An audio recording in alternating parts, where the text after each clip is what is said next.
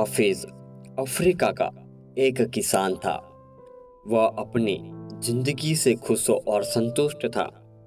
हफीज खुश इसीलिए था कि वह संतुष्ट था। वह संतुष्ट इसीलिए था क्योंकि वह खुश था।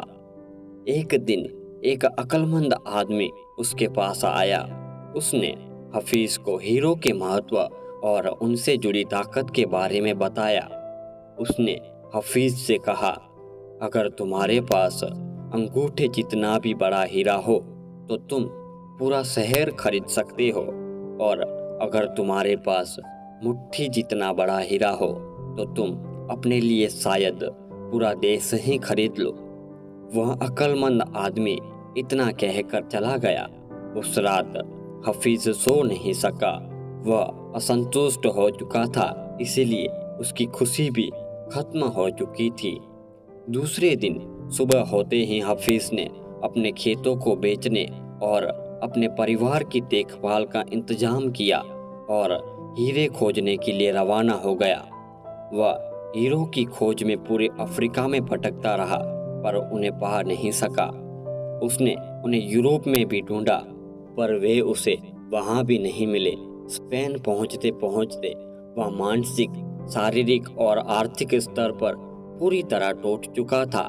वह इतना मायूस हो चुका था कि उसने बार्सिलोन नदी में कूदकर खुदकुशी कर ली। इधर जिस आदमी ने हफीज के खेत खरीदे थे, वह एक दिन उन खेतों से होकर बहने वाले नाले में अपने ऊँटों को पानी पिला रहा था। तभी सुबह के वक्त उग रहे सूरज की किरणों को नाले की दूसरी ओर पड़े एक पत्थर पर पड़ी और वह इंद्रधनुष की तरह जगमगा उठा। ये सोचकर कि वह पत्थर उसकी बैठक में अच्छा दिखेगा, उसने उसे उठाया, अपनी बैठक में सजा दिया। उसी दिन दोपहर में हफीज को हीरो के बारे में बताने वाला आदमी खेतों के इस नए मालिक के पास आया। उसने उस जगमगाते हुए पत्थर को देखकर पूछा, क्या हफीज लौट आया? नए मालिक ने जवाब दिया, नहीं, लेकिन आपने ये सवाल क्यों पूछा? अक्लमंद आदमी ने जवाब दिया, क्योंकि ये हीरा है, मैं उन्हें देखते ही पहचान जाता हूँ। नए मालिक ने कहा, नहीं, ये तो महज एक पत्थर है, मैंने इसे नाले के पास से उठाया है। आइए मैं आपको दिखाता हूँ, वहाँ पर ऐसे बहुत सारे पत्थर पड़े हुए हैं। उन्होंने वहाँ से नमूने के तौर पर बहुत सारे पत्थर उठाए और उन्होंने जांचने परखने के लिए भेज दिया। वे पत्थर हीरे ही साबित हुए। उन्होंने पाया कि उस खेत में दूर दूर तक हीरे ही दबे हुए थे। इस कहानी से हमें क्या सीख मिलती है? इससे हमें 6 सीख मिलती है। एक, जब हमारा नजरिया सही होता है तो हमें महसूस होता है कि हम हीरो से भरे हुए जमीन पर चल रहे हैं। मौके हमेशा हमारे पांव तले दबे हुए हैं।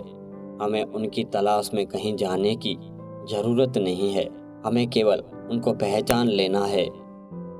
दूसरी बात, दूसरे के खेत की घास हमेशा हरी लगती है।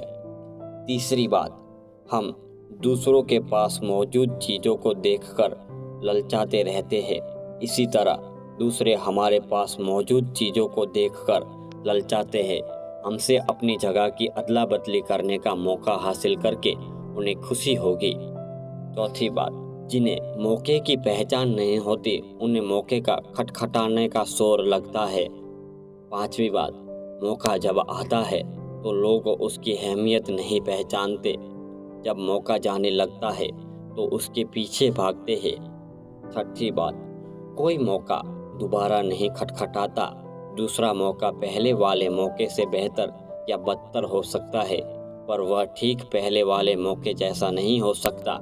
इसीलिए सही वक्त पर सही फैसला लेना बेहद जरूरी होता है। गलत वक्त पर लिया गया सही फैसला भी गलत फैसला बन जाता है।